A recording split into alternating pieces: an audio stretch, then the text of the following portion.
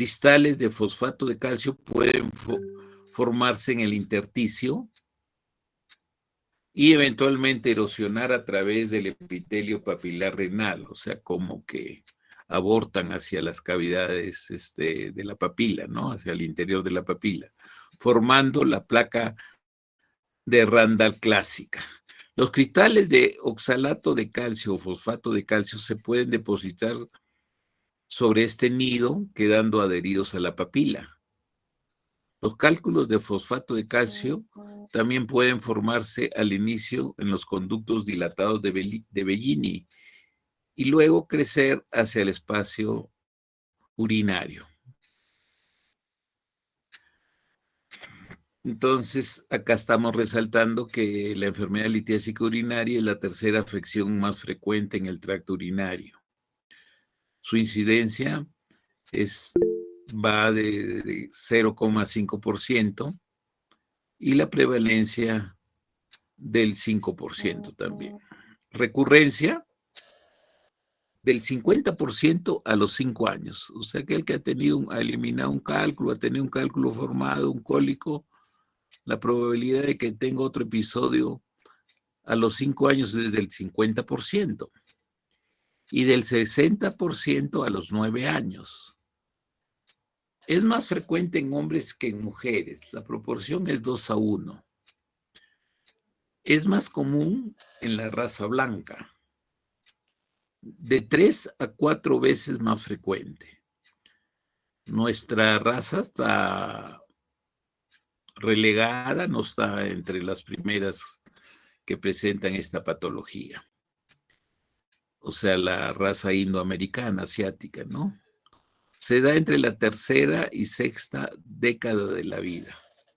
O sea, generalmente yo diría entre los 20, 40, 45 años se presenta. Mayor en la tercera década. Más común en climas cálidos y secos, como habíamos dicho. Mayor riesgo en trabajos sedentarios y con mayor riesgo a la deshidratación. ¿Cuáles son los trabajos sedentarios? Los trabajos de oficina, pues que son los que ahora predominan. O sea, están sentados permanentemente y probablemente con poco ingesta de líquido, entonces se favorece la presentación de la litiasis. Y con mayor riesgo a la deshidratación. Esto se ve en climas cálidos, ¿no? Que a pesar de que toman hay bastante ingesta de líquidos orales, también hay un proceso de deshidratación que hay veces es dominante y deshidrata crónicamente a ese paciente. En cuanto a los trabajos sedentarios, también no necesariamente hay situaciones laborales sedentarias, sino también hay situaciones en que un paciente, por decir, puede estar postrado en cama, por decir, imagínense ustedes un traumatismo de pelvis ósea, los pacientes están en tracción permanente y están echados en decúbito, no pueden deambular, están con pesarios que les traccionan, acá se han tratado de nivelar las fracturas, todo, y tienen que estar tiempos prolongados en cama. Entonces ellos son proclives también a hacer cálculos. Esto es bien conocido, ¿no? La obesidad y el poco consumo de líquido son factores de riesgo, ¿no? La obesidad y el consumir poco líquido. Más común cuando existen alteraciones anatómicas. ¿A qué se refiere esto? Cuando hay alteraciones a nivel del tracto urinario, que pueden ser, por decirle algo grosero, ¿no? Una estrechez a nivel de la juntura pielureteral o en la zona de la desembocadura del urétero en la vejiga, ¿no? En la juntura urétero-vesical, que hay algún problema funcional o anatómico que produce éstasis, entonces eso favorece la formación de cálculos. previamente procesos infecciosos y posteriormente presentación de los litos de los cálculos. También hay litiasis relacionado con el uso de algunos fármacos y algunas patologías. Por ejemplo, el hiperparatiroidismo forma cálculos, es bien conocido eso, ¿no? El riesgo de cálculos aumenta en individuos con una mayor absorción de oxalato entérico, a menudo en el contexto de una mala absorción, por ejemplo, los procedimientos de bypass gástricos que ahora están incrementándose, la cirugía bariátrica, síndrome del intestino corto. Hay causas menos comunes que incluyen infecciones frecuentes del tracto urinario superior, por ejemplo, como el resultado de lesiones de la médula espinal, o sea, pacientes que tienen trauma en la médula espinal pueden ser favoritos a tener alteraciones que producen éstasis e infecciones urinarias y posteriormente pueden presentar pues litiasis. El uso de algunos medicamentos que pueden cristalizar en la orina, como el aciclovir. Hay que tener cuidado cuando ahora hay tratamientos bien prolongados, pues, con aciclovir para la prevención o de los problemas herpéticos. Se consumen por espacios de 6 meses o un año, entonces hay que sobrehidratar a nuestros pacientes, consumidores de este antiviral. La sulfadiazina, el triamtireno, también se relaciona la litiasis con niños que reciben terapia prolongada con ceftriaxona.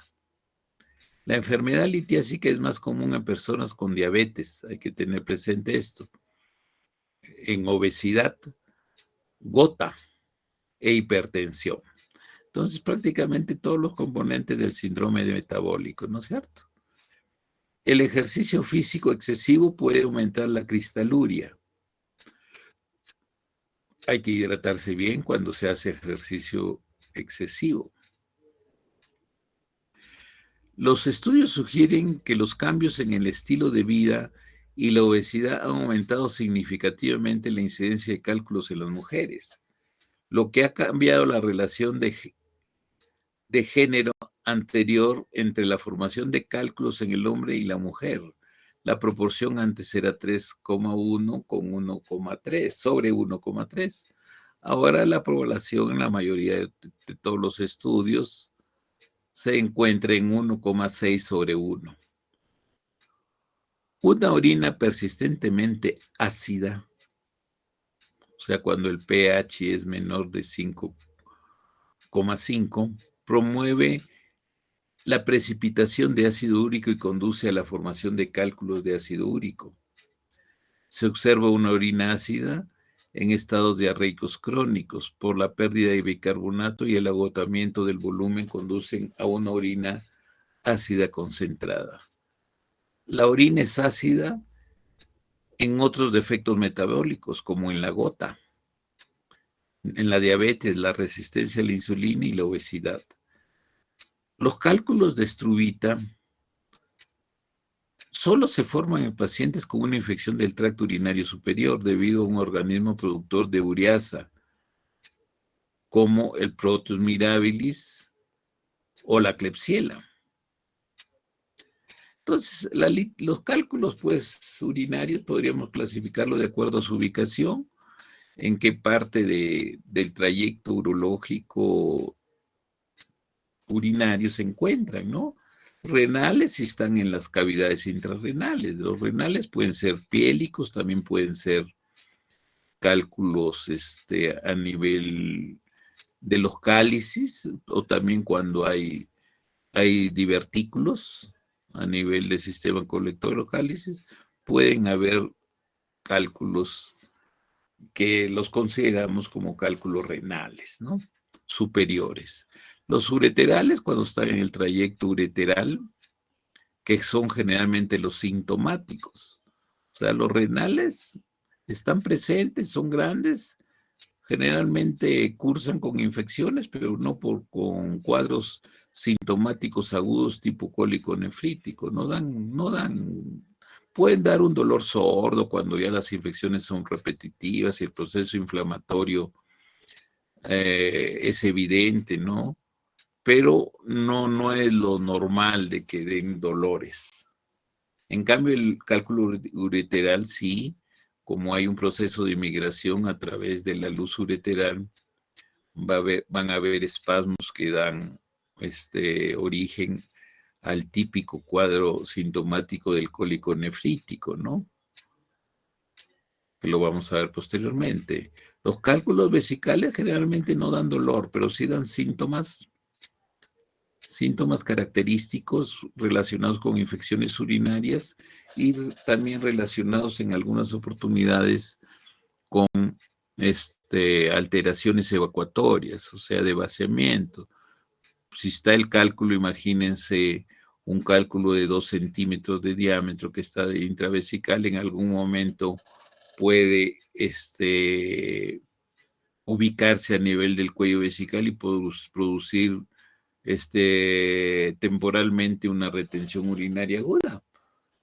Entonces, esto generalmente hay un signo característico que el paciente lo describe muy bien, en que en algunas oportunidades no puede orinar, pero él hace un cambio de posición, se echa en la cama o se moviliza y vuelve a orinar normalmente hasta que puede haber nuevamente una impactación del cálculo a nivel del cuello de vesical y producir de alguna manera una retención urinaria parcial, temporal, más que parcial, temporal.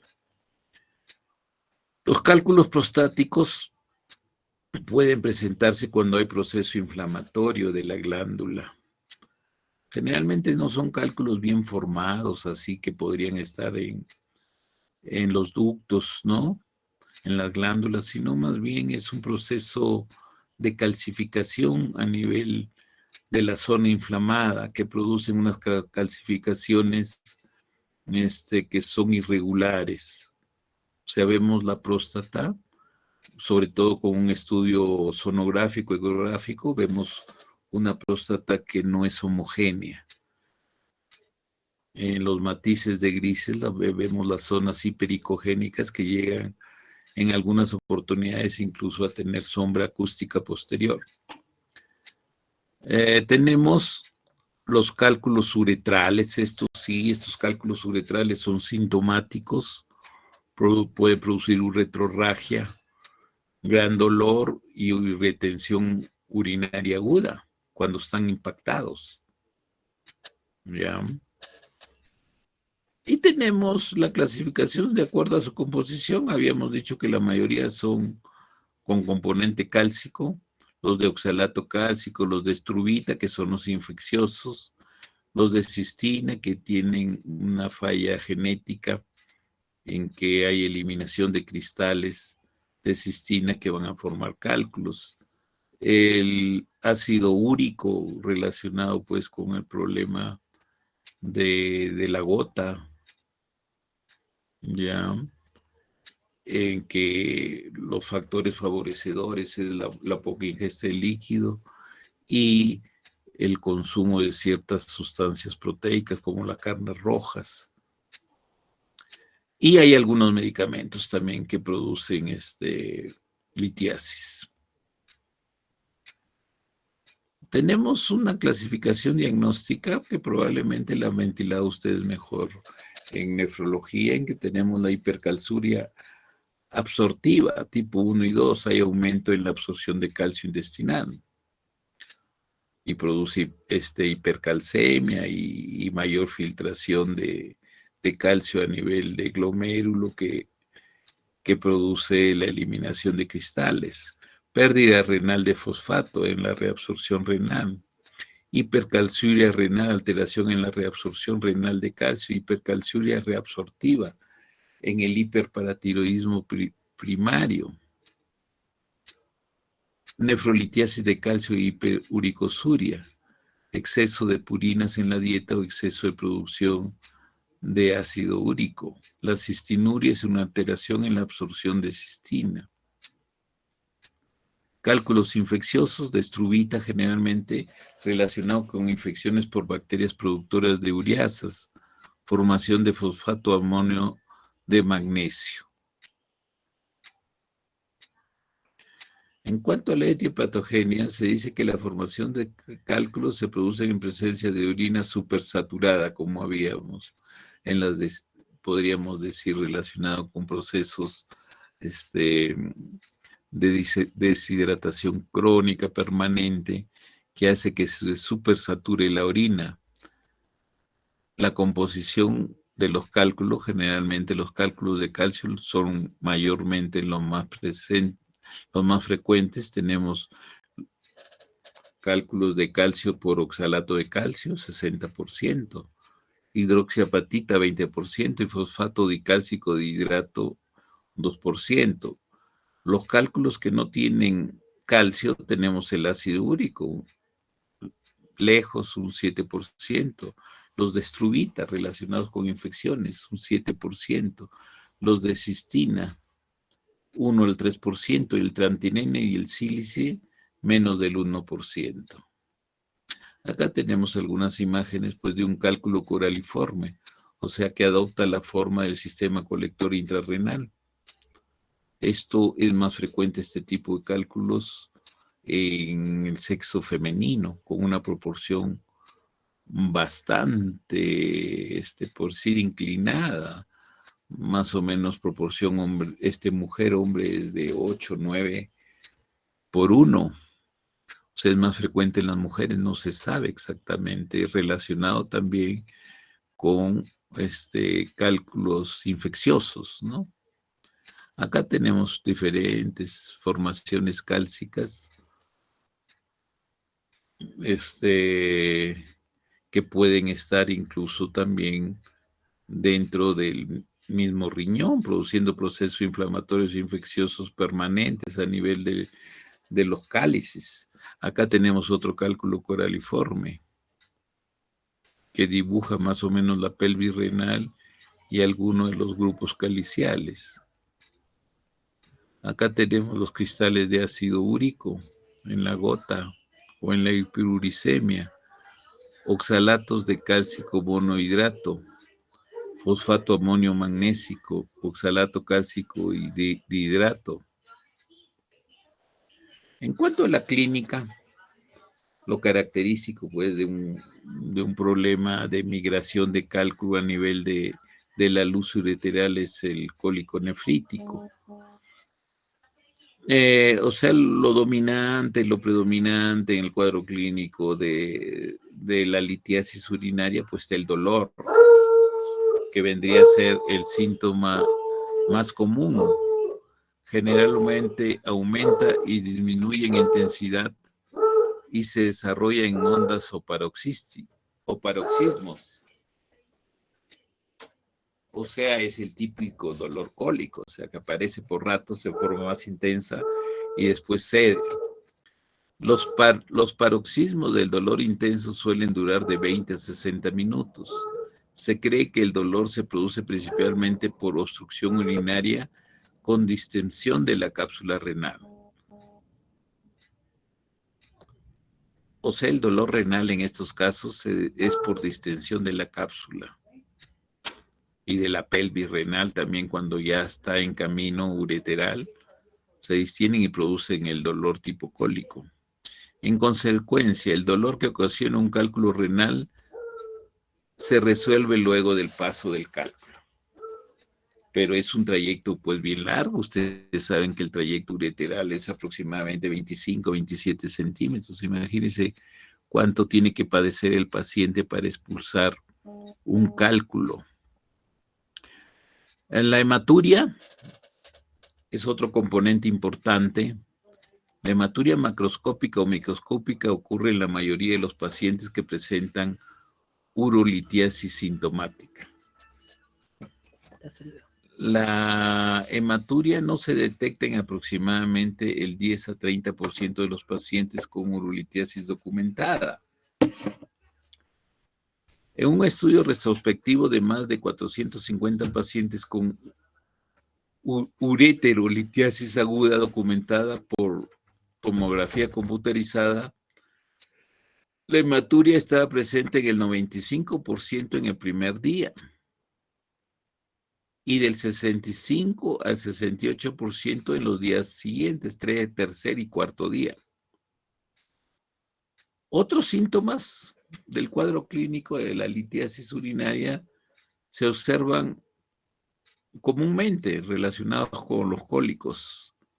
Incluyen náuseas, vómitos, disuria. La presencia de disuria y urgencia se presenta cuando nosotros asumimos que el cálculo ureteral está próximo ya a la vejiga, empieza a dar este tipo de síntomas del tracto urinario inferior bajo, disuria y urgencia miccional. Entonces, generalmente cuando el cálculo está en camino en el ureter proximal o tercio medio, lo que va a producir, puede producir, y nosotros debemos estar vigilantes, es que puede producir un dolor a nivel, si es varón, a nivel del testículo ipsilateral, o sea, del mismo lado. Y en la mujer un dolor que se irradia, un dolor irradiado a los labios mayores del mismo lado comprometido. Los dos últimos síntomas pueden ocurrir cuando el cálculo se encuentra en el ureter distal. O sea, cuanto más próximo está la vejiga, pueden aparecer estos síntomas de disuria, urgencia. Puede haber frecuencia también, o sea, poliacuria. El diagnóstico diferencial, hay bastantes patologías, pues, que pueden simular un problema de una litiasis urinaria. Por ejemplo, cuando hay algún sangrado dentro del riñón, que puede producir coágulos que se alojan temporalmente en el uréter y lo obstruyen. Por ejemplo, en un cáncer de células renales. O también puede ser un cáncer de urotelio proximal, ¿no? De los cálices o de la pelvis renal, produce sangrado y se forma un coágulo, y este coágulo puede puede provocar algún tipo de obstrucción y desencadenar un cólico nefrítico. La pielonefritis. Generalmente la pielonefritis, hay dolor por distensión de la cápsula renal producto de la inflamación del parénquima renal, de la formación de microabscesos, inflamación dentro del parénquima renal. Esto va a provocar distensión de la cápsula renal y produce un tipo de dolor que no es cólico, sino es un dolor sordo localizado a nivel del flanco.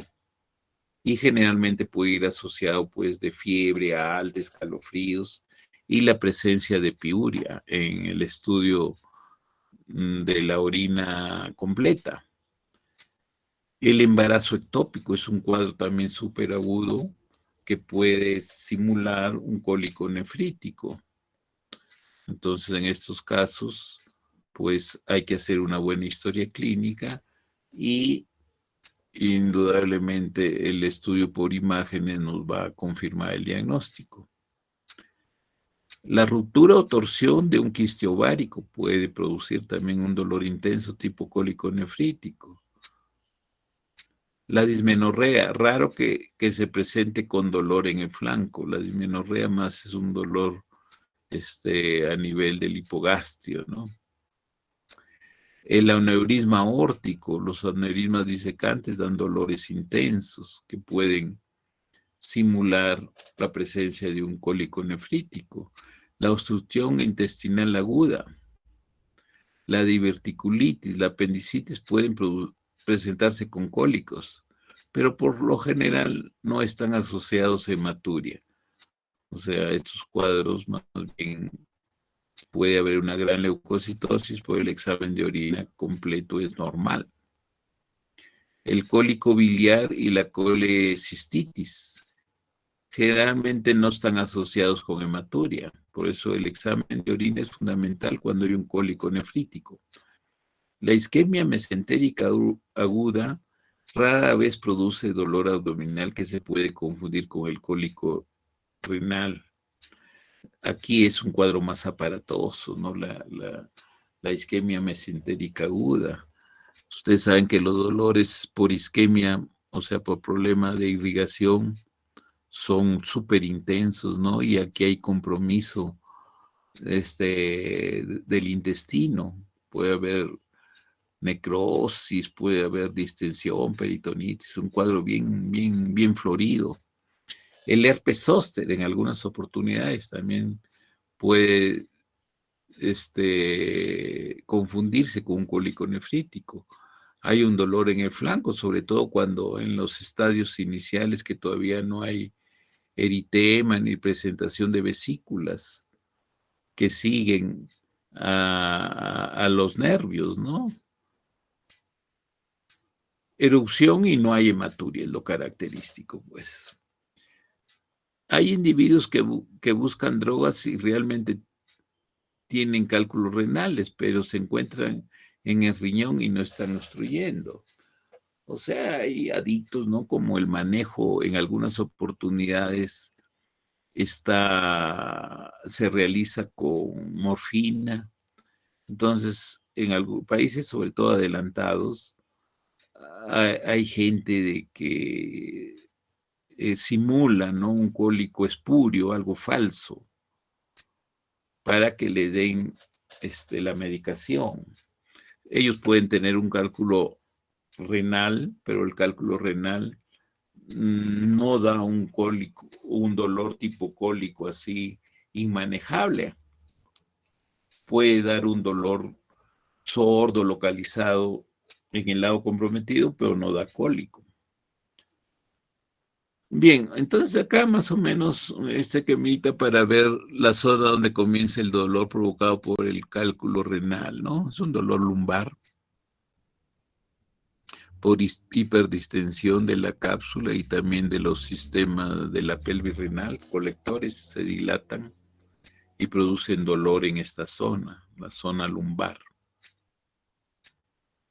Acá más o menos la irradiación que puede seguir, ¿no? La irradiación, como le habíamos dicho, cuando está dilatado el sistema colector a nivel del urete proximal o de la pelvis, da un dolor irradiado hacia la zona del testículo del mismo lado en el varón y en la mujer a los labios mayores. Entonces, ¿cómo hacemos nosotros el diagnóstico? Por imágenes. Es importante realizar siempre una radiografía de abdomen. ¿Cuál es la ventaja de realizar una radiografía de abdomen? Nos va a dar mediciones precisas del tamaño del cálculo y la localización ureteral para la planificación del tratamiento. O sea, más o menos anatómicamente nosotros ya tenemos una imagen de todo el trayecto ureteral, entonces nosotros podemos correlacionar con los hallazgos que tenemos con nuestra radiografía de abdomen. ¿Cuál es la desventaja? Sensibilidad de baja a moderada y amplia variabilidad en el rendimiento diagnóstico, o sea, no es muy exacto. Detecta del 29 al 59% de los cálculos vistos con la tomografía computarizada, o sea, comparativamente está lejos, pues, de la tomografía. No detecta hidronefrosis, no vemos, nosotros vemos el cálculo, la imagen radiopaca, que generalmente los litos radiopacos van a ser próximos al 90%, pero hay otro porcentaje que son radiotransparentes, que pueden llegar a un 10%. Y la desventaja es que tiene radiación ionizante, o sea, irradian a nuestro paciente, ¿no? La pilografía intravenosa es un examen que últimamente se realiza menos, pero es muy importante en litiasis. Si no se tiene a la mano, no se tiene a la mano el equipamiento para realizar una tomografía computarizada o un UTEM, entonces nosotros podríamos solicitar previa evaluación de la función renal para no producir mayor noxa con la sustancia que introducimos nosotros, que puede ser algo tóxica, que inyectamos vía endovenosa. Son sustancias yodadas que pueden ser potencialmente tóxicas. Entonces, si nosotros le hacemos una evaluación previa de la función renal, podemos indicar una pilografía intravenosa, que dentro de las ventajas va a ser que detecta la hidronefrosis, o sea, nos dibuja exactamente el grado de distensión a nivel del uréter previo a la obstrucción y de las cavidades intrarrenales, o sea, detecta hidronefrosis. Una medición precisa del tamaño del cálculo es también importante. Y lo que es más importante, la localización ureteral para la planificación del tratamiento. ¿En qué nivel se encuentra? ¿Qué tamaño tiene? Lo que no mide es la dureza, que sí la mide la tomografía computarizada, la dureza del cálculo, nos estamos refiriendo. ¿Cuál es la desventaja de la pilografía intravenosa? Menos precisa que la tomografía computarizada, pero no en un grado extremo. Si la capacidad o la precisión del diagnóstico de litiasis con la tomografía computarizada puede estar por decir en 98, 99%, la urografía excretoria no está tan lejos, puede estar bordeando el 95% de probabilidad de un diagnóstico preciso. Una desventaja sí de la pilografía intravenosa vendría a ser la radiación ionizante. Hay que irradiar al paciente necesariamente. Dosis efectiva es de 12 MSB. Se requiere contraste intravenoso. O sea, hay que inyectar una sustancia ayudada radiopaca para que le empiece a filtrar el riñón a partir del minuto generalmente. El ultrasonido de riñones y vejiga. El ultrasonido, pues ustedes saben que dentro de las ventajas está que no emite ninguna radiación ionizante, es bastante inocuo. Dosis de radiación acumulativa más baja en pacientes que se someten a imágenes repetidas en entornos donde se dispone de una tomografía computarizada de dosis baja. Detecta de forma fiable la hidronefrosis, o sea, nosotros indirectamente estamos asumiendo que hay una obstrucción por un cálculo probablemente. Generalmente no identificamos el cálculo, pero sí vemos la hidronefrosis secundaria al problema obstructivo. En cuanto a las desventajas, tenemos sensibilidad de baja, moderada y amplia variabilidad en el rendimiento diagnóstico. Detecta de 24 a 57% de los cálculos vistos con una tomografía computarizada. Mediciones de tamaño del cálculo inexactas. Podemos ver el cálculo, pero nos da valores imprecisos. Y localización para la planificación del tratamiento. Probable falta de diagnóstico en pacientes con hábito corporal grande, hombres mayores de 285 libras o mujeres mayores de 250, o sea, pacientes mórbidos, ¿no? Obesos, mórbidos, o pacientes con enfermedad renal en etapa terminal.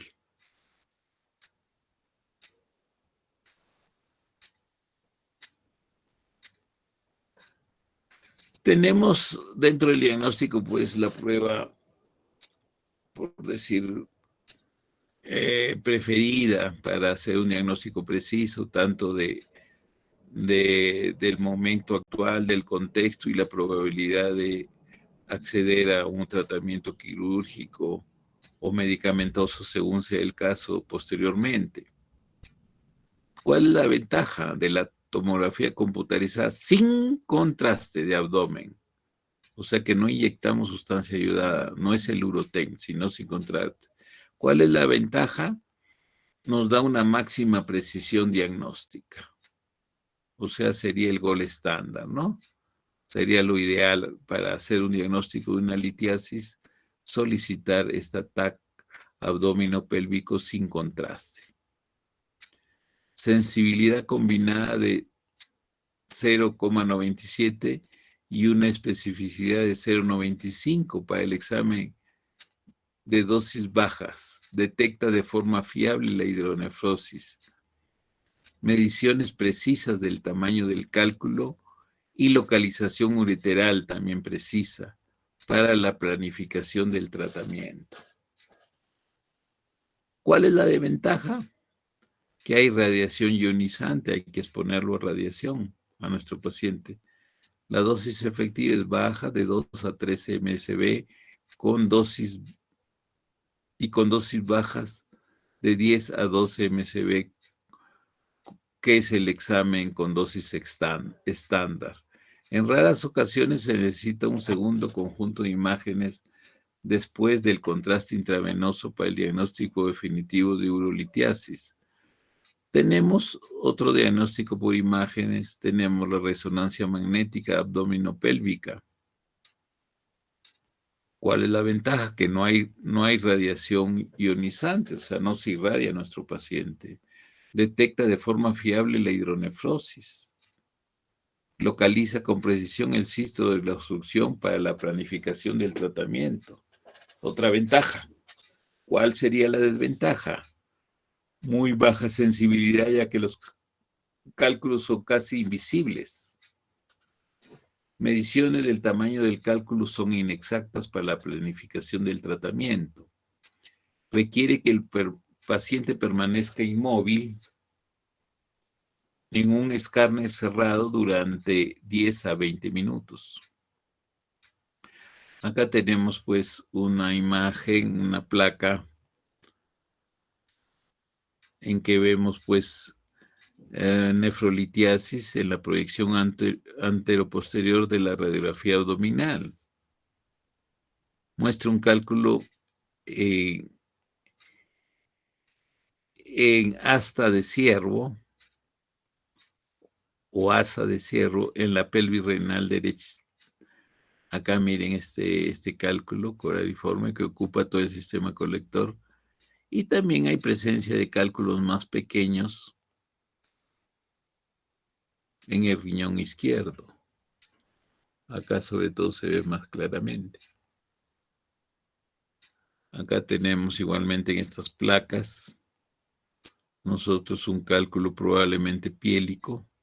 Ustedes deben tener presente pues de que la pelvis renal generalmente está después de dos cuerpos vertebrales. A ese nivel está la pelvis, generalmente un poquito más alta a la izquierda que la derecha por el efecto de desplazamiento ocupacional que produce el hígado. Está más bajo, puede ser a 2,5, aquí estará la pelvis renal de este lado.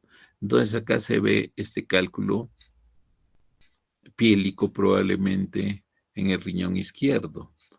Acá tenemos pues un cálculo tipo coraliforme que ocupa todo el sistema colector, la pelvis renal, los sistemas caliciales.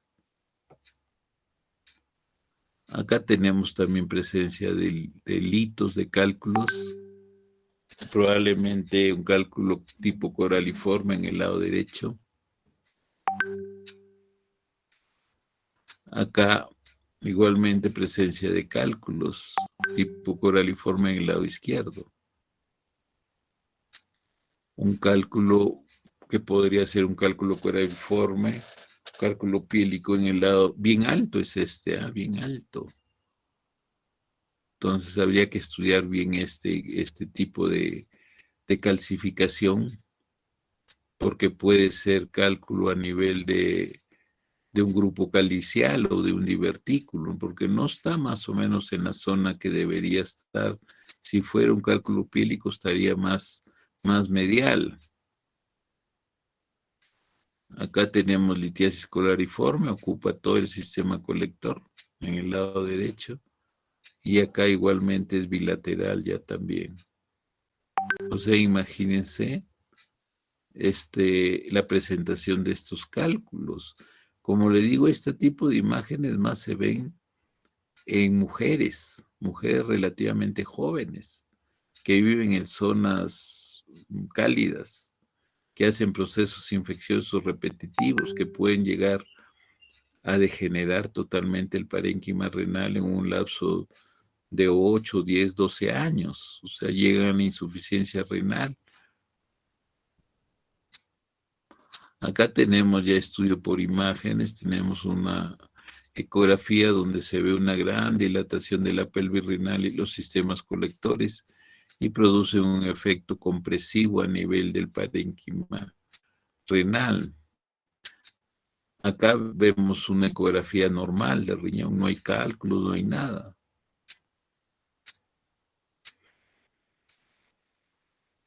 Entonces acá tenemos una litiasis renal derecha.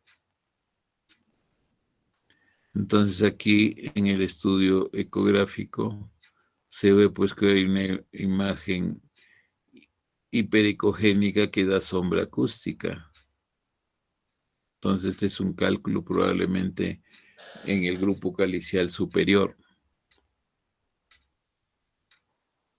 Acá tenemos litiasis ureterales, aparentemente bilateral, pero hay unas imágenes que semejan bastante a los litos, a los cálculos, que pueden estar relacionados con calcificaciones vasculares. Por eso hay que seguir bien el trayecto anatómico ureteral, ¿no? Acá efectivamente parece que sí está en el tercio más o menos después de atravesar las arterias ilíacas, entonces ahí en el tercio distal parecería que está, ¿no? Más o menos cuando ustedes ven una vejiga así, los meatos ureterales están muy próximos a la zona del pubis, entonces por aquí deben estar los meatos, o sea, estos están en el tercio distal del uréter, próximos al ingreso, a la vejiga, ¿no? Acá tenemos una litiasis vesical, una litiasis así ovoidea, grande. La litiasis vesical tiene una característica. Ahora todos los cálculos deben ser, si requieren tratamiento quirúrgico, deben ser realizados con tratamientos mínimamente invasivos, que vamos a ver posteriormente.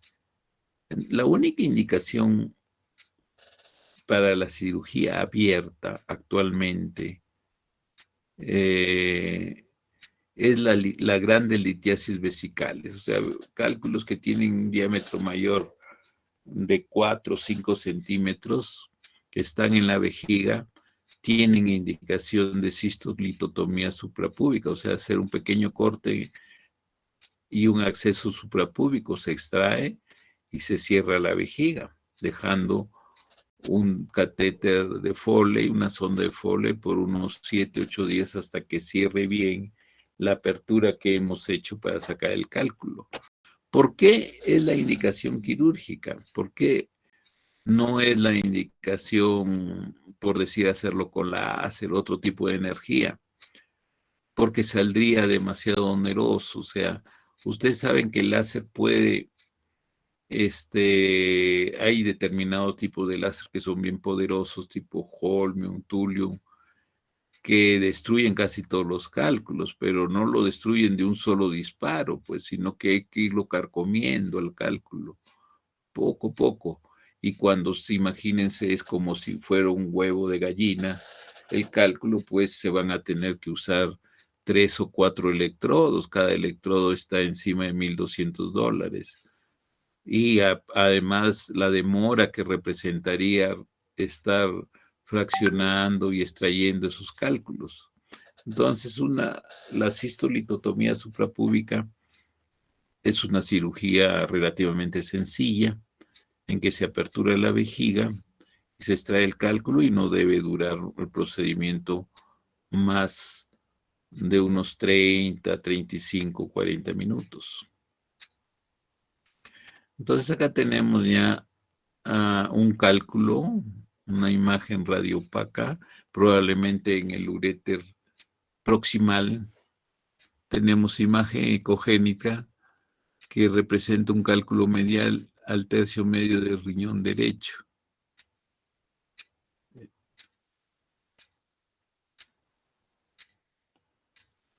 Y en la figura B se evidencia ubicación del cálculo en el uréter proximal.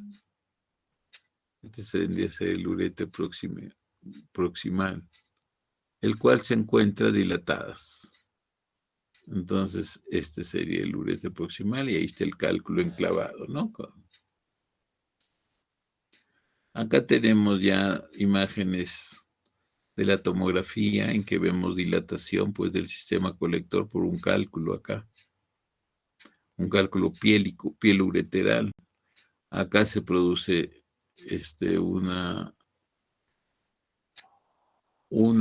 aquí estamos viendo nosotros, normalmente no se debe dibujar el uréter en toda su extensión y aquí aparentemente hay un stop. Entonces, podría tratarse de un cálculo ureteral que está produciendo una ureterohidronefrosis proximal.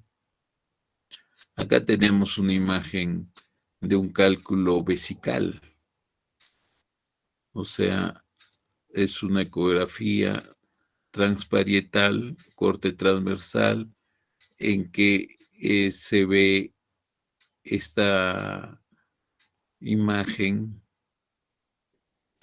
ecogénica que tiene sombra acústica posterior. O sea, la forma no es ese del cálculo, sino este cálculo debe ser redondo. Acá igualmente se ve el cálculo, pero el cálculo no es que es aplanadito así, sino que es ovoideo y nos da sombra acústica posterior. Acá tenemos imágenes de litiasis vesicales, ¿no? Grandes cálculos. Acá tenemos una tomografía de un cálculo ureteral. Entonces, hay una ureterolitiasis con obstrucción.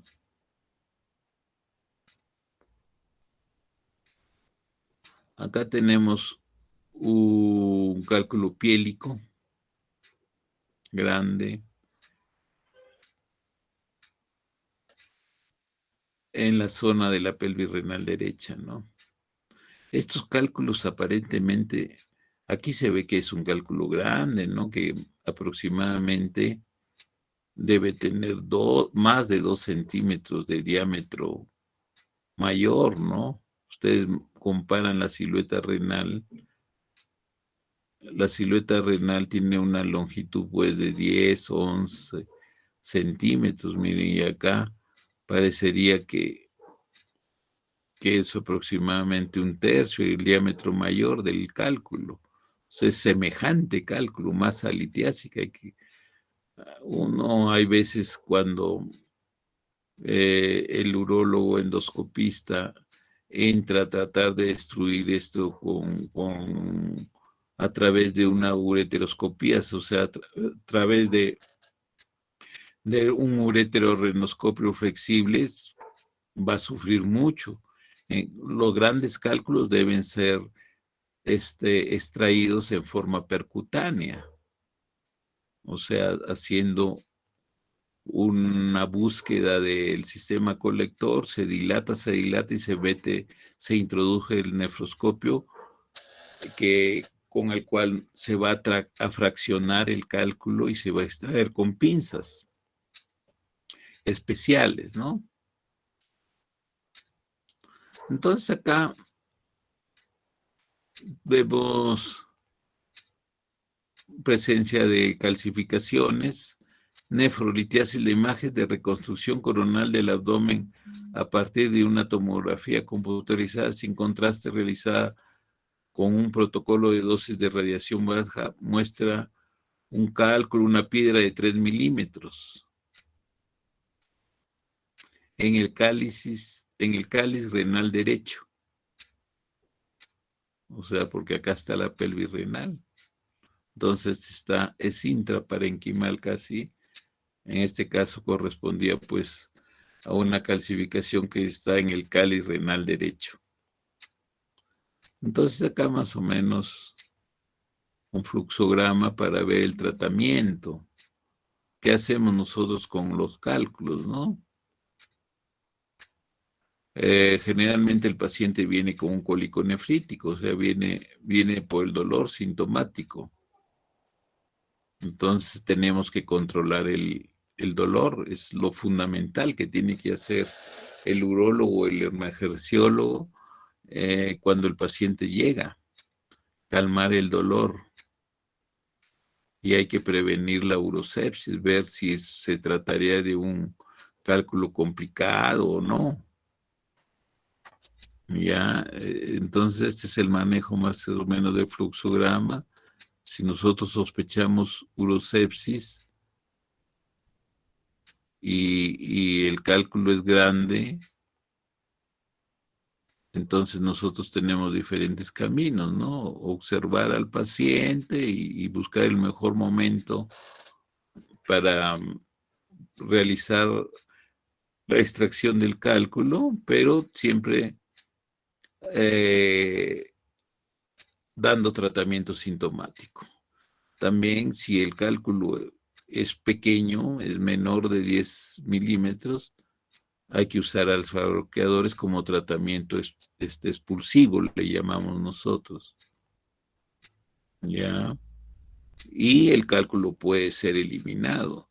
Se ha visto, los diferentes estudios arrojan de que el 80% de los cálculos menores de 6 o 7 milímetros, cálculos ureterales, son expulsados con tratamiento de alfa bloqueantes, tansulosina.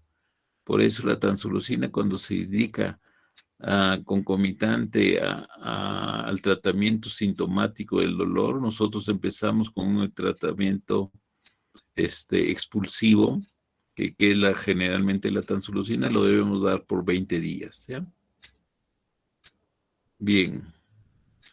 Entonces, el tratamiento en la mayoría de los pacientes, el tratamiento médico ambulatorio con analgésicos orales e hidratación es suficiente mientras se espera el paso espontáneo del cálculo. O sea, nosotros cuando vemos en la emergencia, cuando recibimos un paciente que tiene un cólico nefrítico característico, tanto por la historia o por las características propias del cuadro que viene a la emergencia, entonces nosotros indicamos siempre, pues, de primera línea un AINES potente. Nosotros tenemos a disposición en nuestras emergencias, tanto del Ministerio de Salud como de la Seguridad Social, se inicia el tratamiento generalmente con el metamizol, a dosis altas, ¿no? Puede ser de que cede el cuadro, se estabilice el paciente, se le puede hidratar al paciente y se le puede dar de alta con algunas indicaciones. Pero en otras oportunidades no cede al tratamiento con AINES, o en este caso inicialmente con el metamizol. Se puede ir a un AINES más potente, como es el ketorolac o el ketoprofeno, que hay que indicarlo cada 8 horas en forma parenteral preferentemente. En el caso que no haya respuesta, entonces recién se accede a la morfina. O sea, ¿cuáles serían las indicaciones nosotros para hospitalizar a un paciente con un cólico nefrítico? Cuando hay obstrucción urinaria, o sea, cuando sabemos que el paciente, tanto por decir, por un estudio que hagamos nosotros en el momento de la recepción, de nuestro paciente, le hacemos un estudio por imágenes y vemos una gran hidronefrosis. Entonces el paciente está totalmente retenido. Entonces en esos casos sabemos de que no va a ceder fácilmente el dolor y es mejor optar por una hospitalización. Cuando hay infección también, con el examen de orina nosotros evidenciamos que hay infección, hay que hospitalizar mejor al paciente. Cuando se trata de un riñón único, que puede ser congénito o que puede ser por pérdida, por decir, de un problema litiásico antiguo, etcétera, que puede haber pasado. Y también cuando el paciente necesita... Estoy yendo con la Max. Con la Max estoy yendo. Y ahí me voy con el térmico. No, tú ya te vas a ir. Y nosotros venimos. Sí, falta una hora. Y ya. Si no, el saco te pone. Lleven su llave. Entonces, si hay necesidad de hidratación parenteral, lo hospitalizamos. Y en los casos de que va a requerir otro tipo de analgésicos más potentes, ¿no? Porque el dolor no es controlable. O también cuando hay incapacidad de tomar analgésicos orales o líquidos. O sea, por ejemplo, cuando el paciente presenta vómitos. En emergencia se debe usar ketorolaco, que es lo que, como les digo, nosotros empezamos con metamizol, pasamos a ketorolaco o ketoprofeno, y en casos necesarios se puede agregar opioides como morfina, que incluso se puede usar en niños mayores de 6 meses a dosis de 0.05 a 1 miligramo por kilo, por dosis cada 2 a 4 horas, hasta un máximo de 2 miligramos por dosis.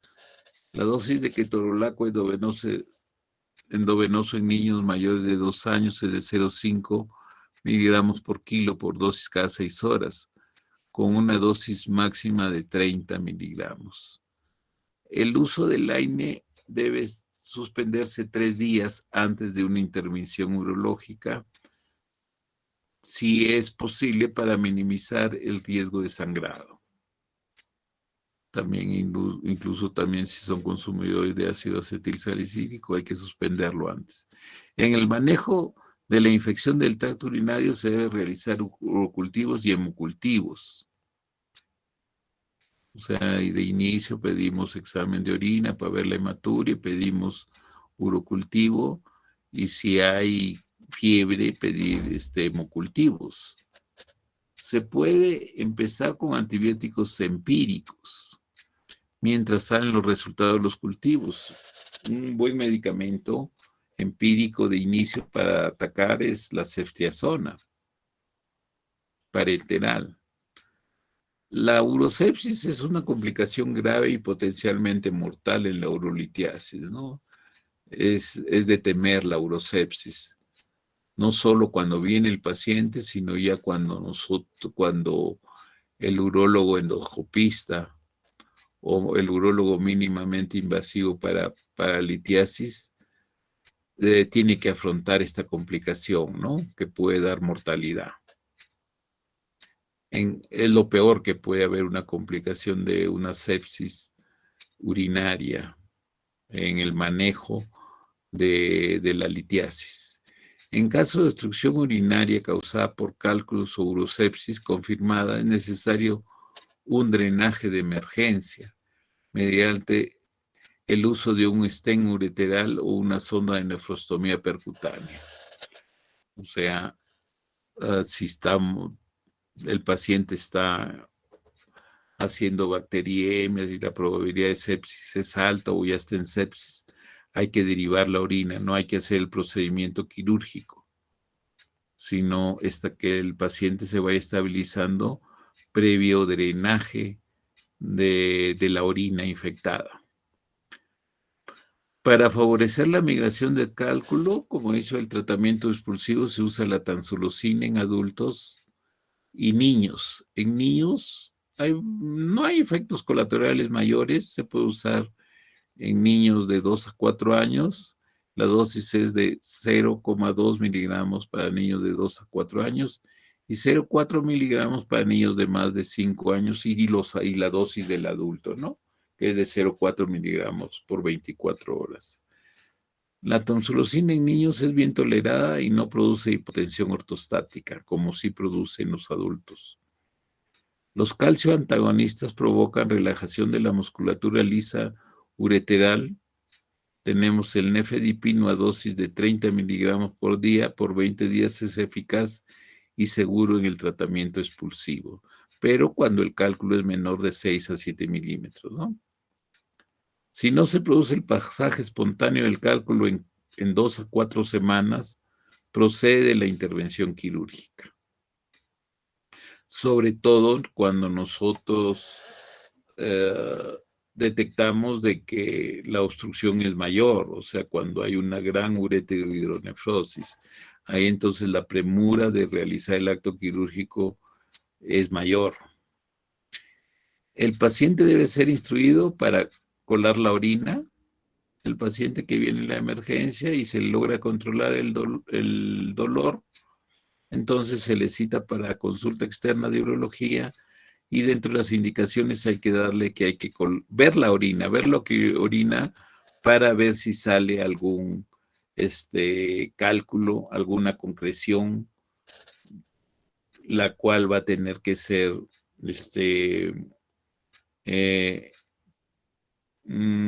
cogida con algún dispositivo para posteriormente llevarla a estudio físico-químico, ¿no? Para ver la composición del cálculo. O sea, hay que, no por tanto colar la orina, sino ver que no salga alguna concreción y tratar de rescatarla con el fin de recuperar el cálculo para enviarlo a realizar su respectivo análisis. Eso hay que adiestrar al paciente. Tenemos ya el tratamiento quirúrgico. Aproximadamente del 10 al 20% de los cálculos urinarios requieren extirpación quirúrgica. O sea, nosotros debemos tratar de tranquilizar a nuestro paciente que no de arranque va a ser operado, ¿no? Hay que decirle la verdad y decirle que la probabilidad es altísima que elimine el cálculo y que se le va a dar por eso el tratamiento expulsivo correspondiente, analgésico, para que no esté sintiendo estos dolores que realmente son dolores muy intensos, lo del cólico nefrítico. Probablemente lo describen los semiólogos como el dolor más intenso que soporta el ser humano. Los cálculos más grandes y los cálculos ureterales proximales tienen menor probabilidad de pasar espontáneamente. Esto, claro, cálculos mayores de 7 u 8 milímetros ureterales van a progresar con mayor dificultad, a pesar del tratamiento expulsivo que nosotros podamos darle. Se disponen de 3 técnicas quirúrgicas mínimamente invasivas que reducen significativamente la morbilidad en la remoción de los cálculos. Entonces nosotros debemos advertir a nuestro paciente que actualmente no se justifica hacer una cirugía a cielo abierto para extraer un cálculo del tracto urinario, tanto renal,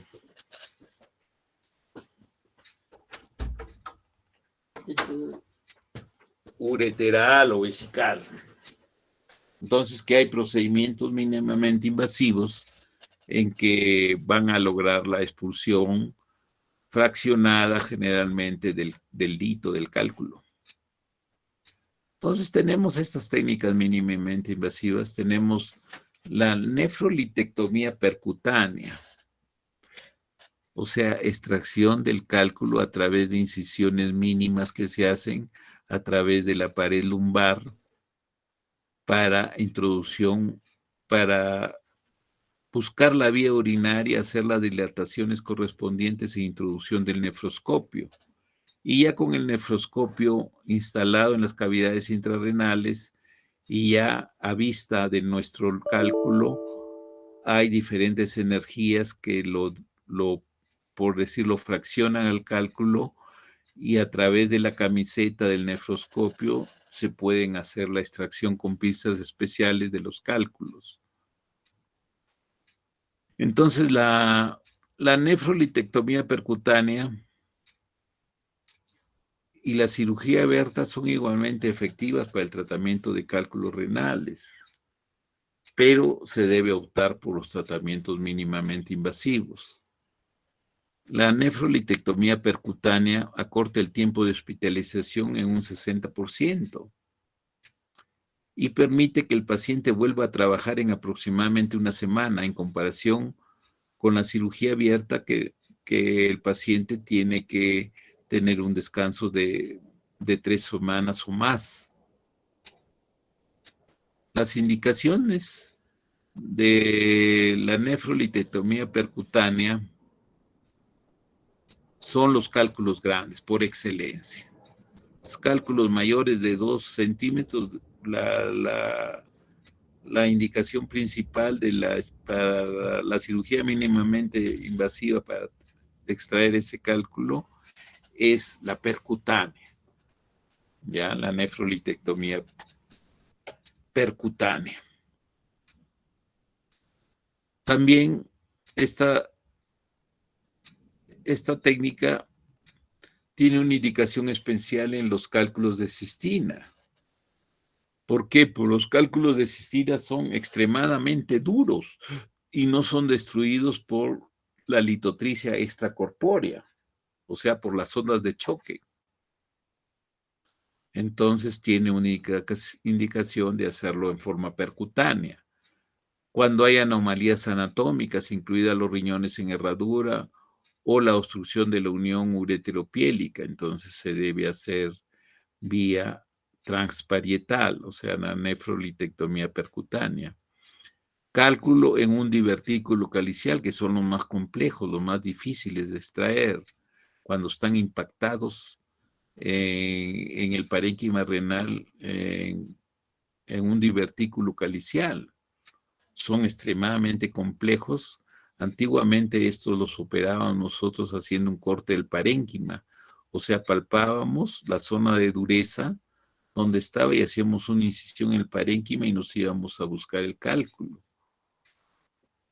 Posteriormente había que cerrar la vía colectora y hacer la hemostasia correspondiente. Esas cirugías ya no se hacen, pero es una cirugía, por decir, que en algún momento puede el cirujano, el urólogo, o recurrir a esta, ¿no? Sobre todo cuando ya es muy fallido la extracción vía cirugía mínimamente invasiva. El procedimiento de la nefrolitectomía percutánea con el paciente en posición supina, ahora se está haciendo también en posición prona. Se coloca un catéter ureteral retrógrado con un cistoscopio flexible de 15 French. O sea, hay que colocarle un catéter ureteral.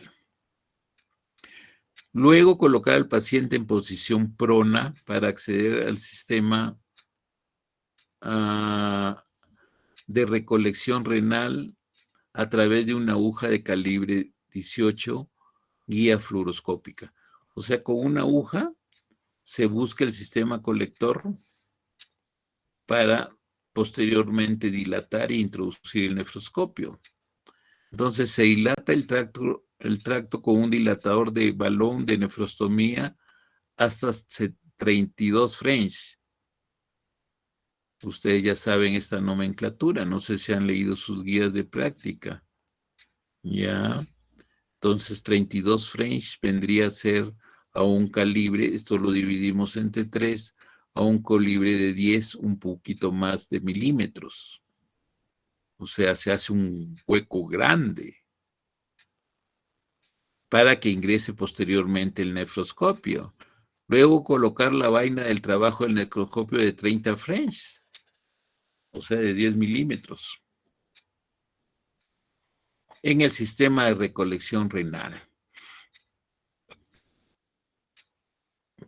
Todos los cálculos se extraen con pinzas de agarre con el nefroscopio rígido y también hay flexible o se fragmentan con una sonda de litotricia, o sea, de un catéter que nos dé energía ultrasónica, neumática, puede ser láser, o combinada ultrasónica neumática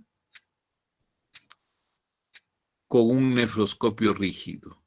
Luego de retirado el cálculo, se deja un catéter pigtail, o sea, doble J, que tiene memoria, una colita autofijadora en el sistema colector interrenal y otro en la vejiga. En la pelvis renal como un tubo de en algunas oportunidades, sobre todo cuando la cirugía ha sido compleja, traumática, se puede dejar un tubo de nefrostomía.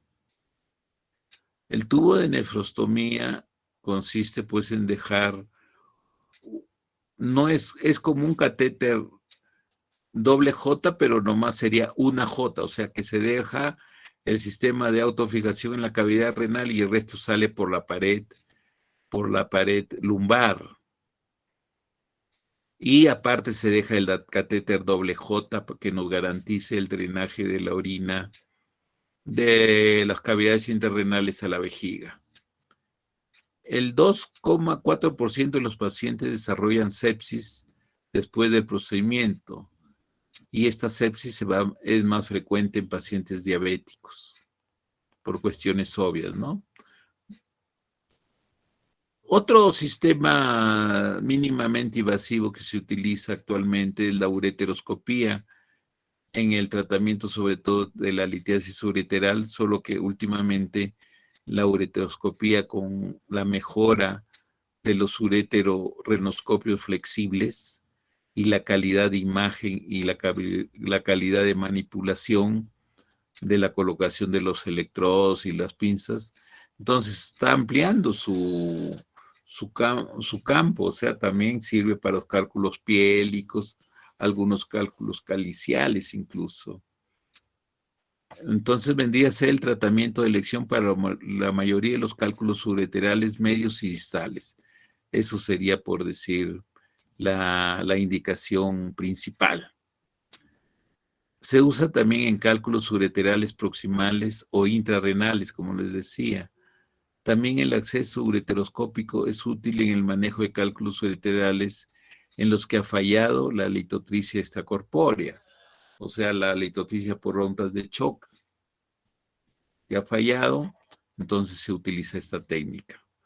Tenemos las técnicas de ureteroscopía, tenemos la ureteroscopía rígida, que se utiliza, pero cada vez se utiliza menos, pero siempre hay que tener un ureterorenoscopio rígido en el kit de ureteroscopía, pero cada vez se está limitando más su uso de esta ureteroscopia porque es más traumática. Hay que hacer dilataciones ureterales y es más traumática. Ahora, pues, lo que está en boga y lo que más se usa son los ureteroscopios flexibles. Son más delgados y tienen una capacidad de maniobra buena para la extracción de los cálculos y para la introducción de la energía que querramos utilizar, que puede ser ultrasónica,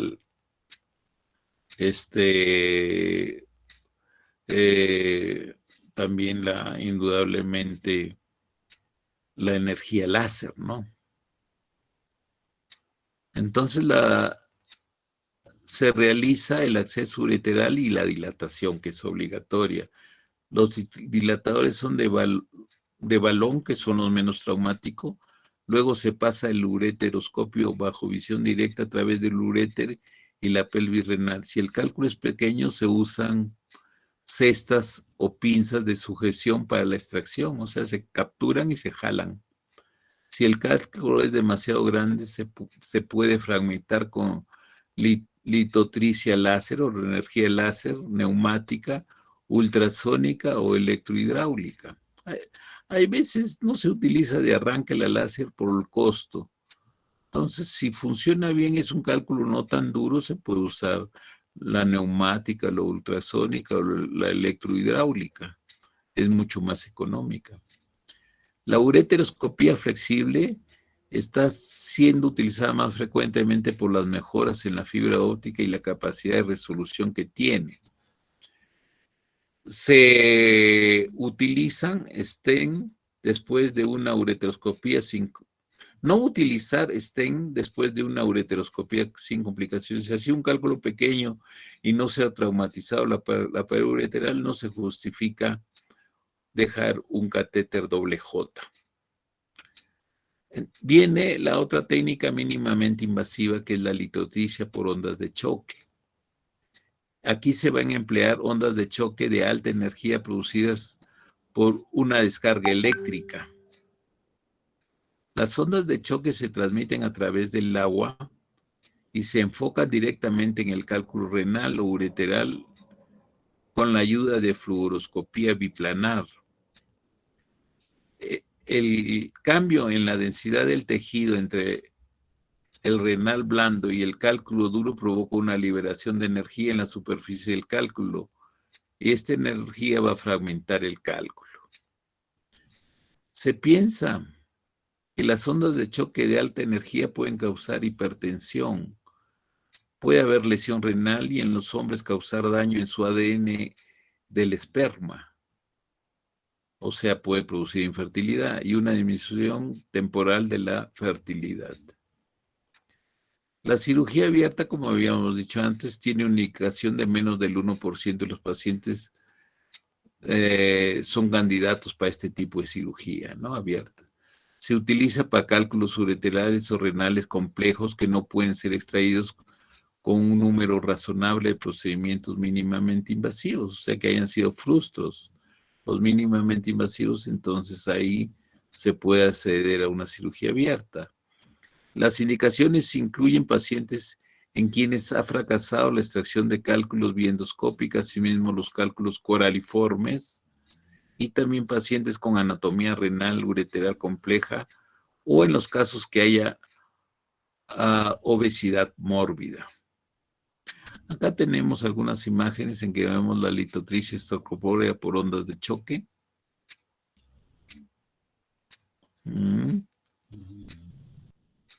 La extracción ureteroscópica, o sea, con un ureterorrenoscopio.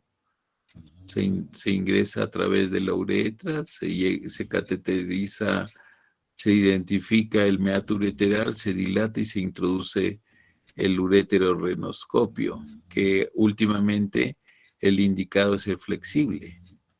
Ahí está cómo se pueden extraer algunos fragmentos litiásicos. Acá está la nefrolitotomía percutánea. Hay que acceder a la vía urinaria, dilatar e introducir el nefroscopio y después con diferentes dispositivos se hace la extracción de los cálculos. Acá tenemos una máquina extracorpórea para ondas de choque. Entonces acá vamos a ver igualmente una máquina para extracción de cálculos sin corte, lo que dicen, ¿no? Entonces aquí ven ustedes cómo la energía viene de estas grandes bujías que van a pulverizar el cálculo que después el mismo paciente lo va a eliminar por la vía urinaria.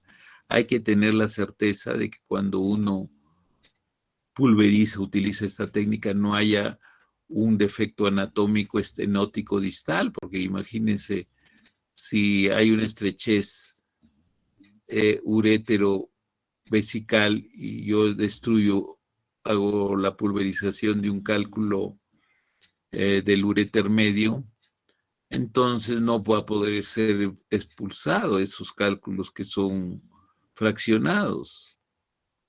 Entonces hay que tener la certeza que el tracto urinario distal es normal.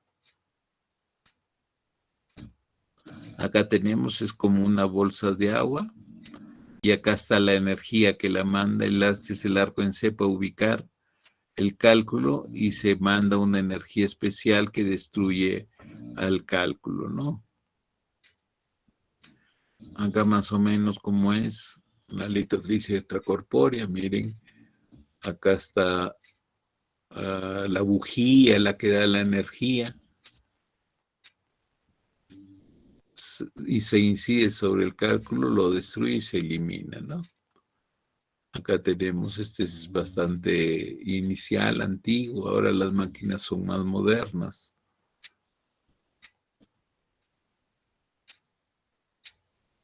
Acá tenemos entonces las ondas de choque van a desintegrar los cálculos renales. Miren, cálculos pequeños, no hay cálculos coraliformes, no hay una indicación precisa, sino la indicación de los cálculos coraliformes es la nefrolitotomía percutánea, o sea, entrar con un nefroscopio y extraer los cálculos fraccionados con determinado tipo de energía, con cualquier tipo de energía que se tenga. Pequeñas partículas pasan a través del tracto urinario y lo elimina el paciente, ¿no?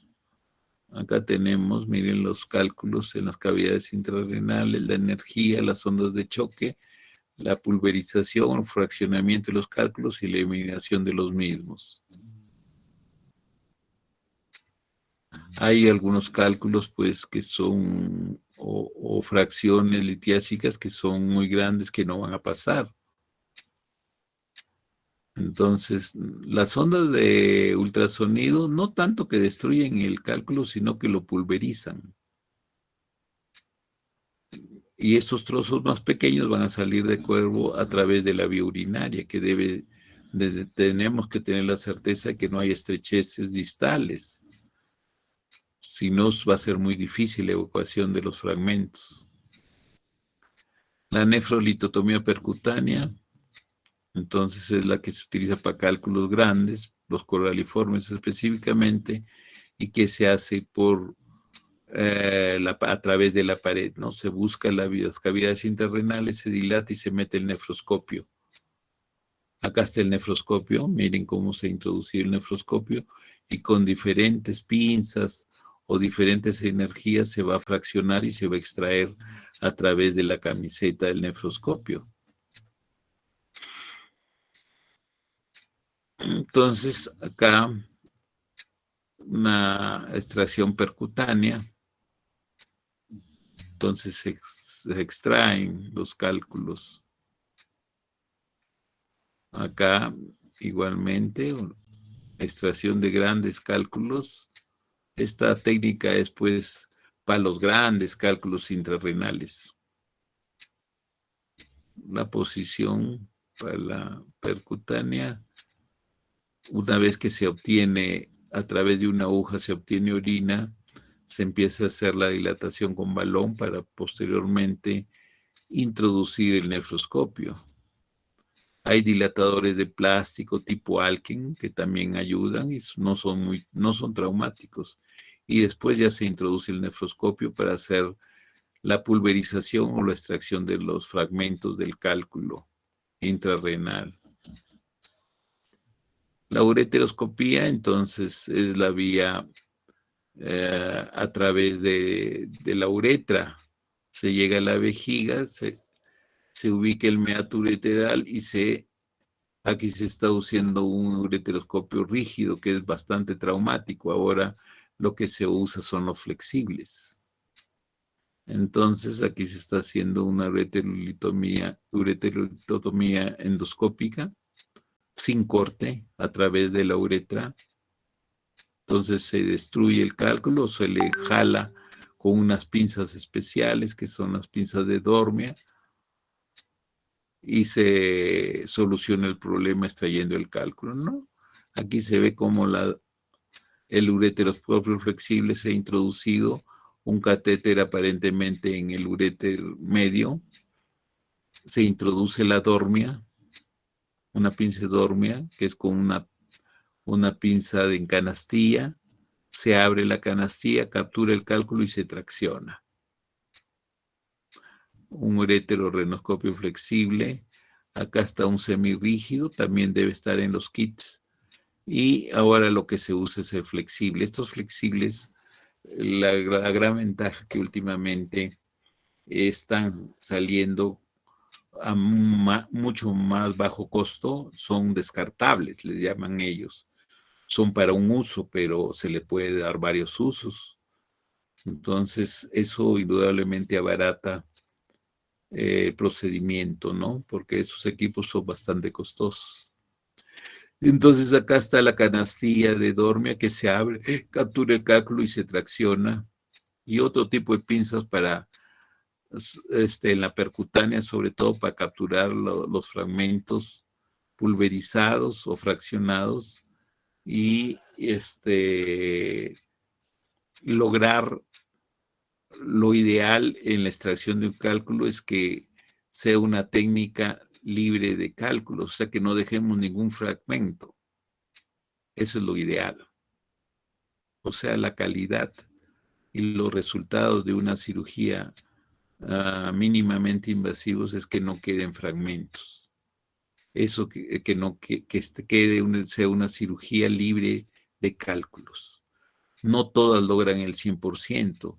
Con que logremos un 90% libre de cálculos, o sea, que se haya sacado de la masa litiática un 90%, los resultados son óptimos.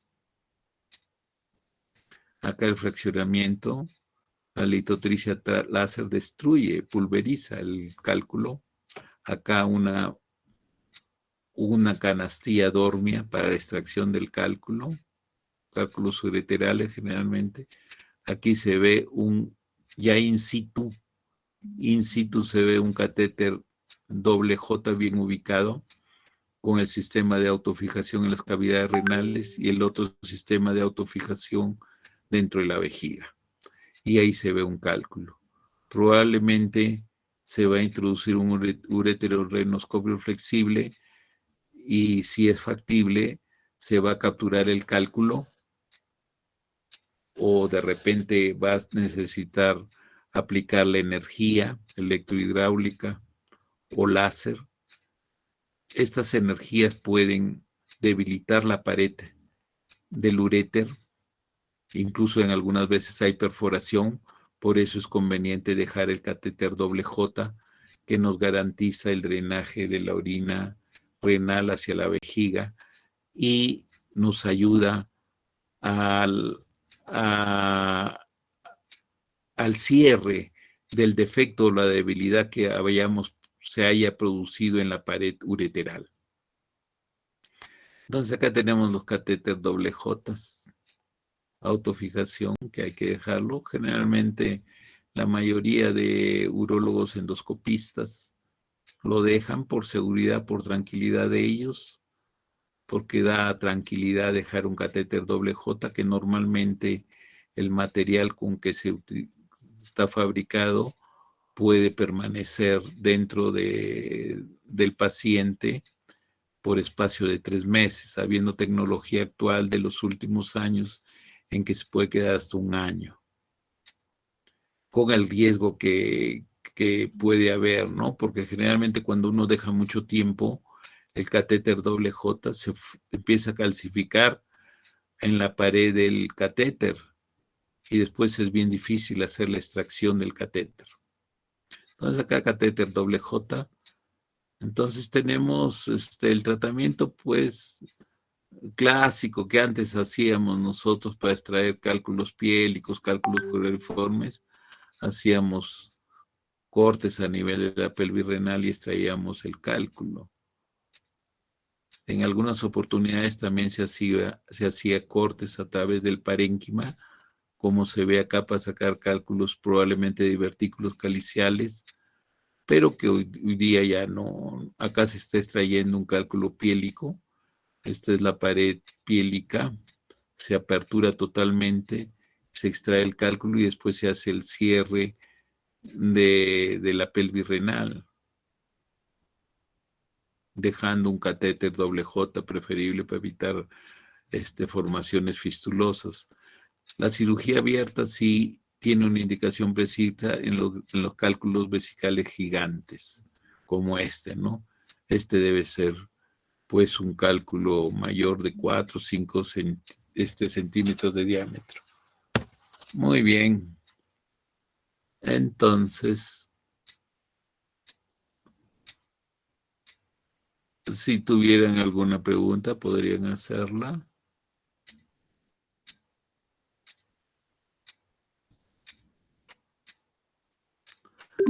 ¿Se han dormido o ya se fueron? Creo que ya se fueron.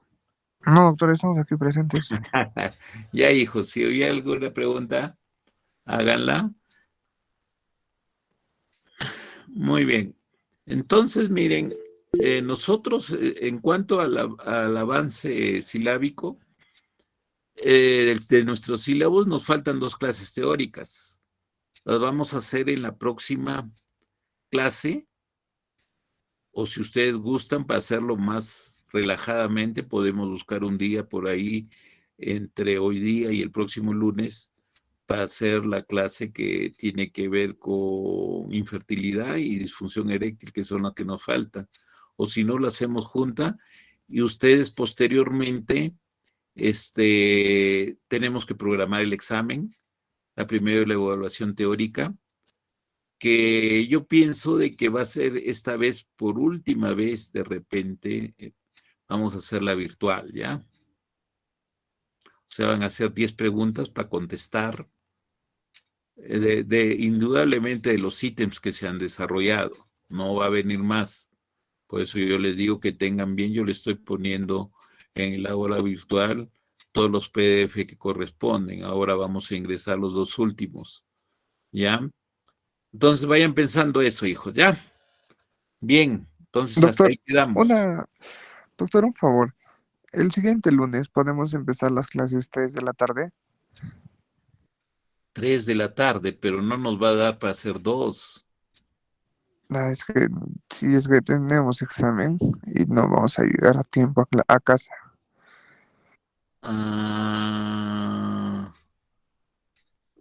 Podríamos buscar otro día para hacer esas clases. Claro, doctor, también podría ser. Después Puede ser recuperamos la que nos viernes, falta. de repente el viernes a las 2 o el sábado. Yo les he estado proponiendo bastante eso, pero ustedes no me han hecho caso. No han tenido en consideración lo que les dije, pero puede ser en esta oportunidad. De repente lo hacemos el viernes, tranquilito, de 2 a 3, a 3 y media, 4, acabamos con eso. Y ustedes a partir del próximo lunes programamos, me dan fechas para la evaluación teórica, que va a ser bastante sencilla, simple, porque va a ser virtual. Por última vez, de repente. La siguiente ya nos vamos a ver las caras en forma presencial, ¿ya? Pero esta vez yo creo que si hemos desarrollado virtual, lo vamos a hacer virtual, ¿ya? Salvo Bien, mejor doctor. opinión. Si quieren darlo presencial, lo hacemos presencial. Pero ahí sí va a ser un poquito más complejo, porque en las presenciales son respuesta única y generalmente es sí o no, así salen a veces con mayor porcentaje de notas así menores, ¿no? En cambio, la ventaja del virtual es de que de acuerdo a la respuesta que das, tiene un porcentaje. Nunca se les califica 0 casi. Si responden parte bien de eso se les da, por decir, si el valor es 2 puntos, se le da un valor, un puntaje de 1, 1.2, 1.3, de acuerdo a la calidad de la respuesta. Piénsenlo bien, ¿ya? Pero ya estamos en evaluación casi, ¿ya? Está bien, doctor. Gracias. Bien, no hay nada así de forzarles, ni apurarlos, ni de querer jalar a nadie. La actitud del docente siempre ha sido de que ustedes aprendan lo más posible, ¿ya? Muy bien, ya nos despedimos. Chao. Gracias, doctora. Gracias, doctor. Gracias, doctor. Buenas tardes. Chao, nos vemos.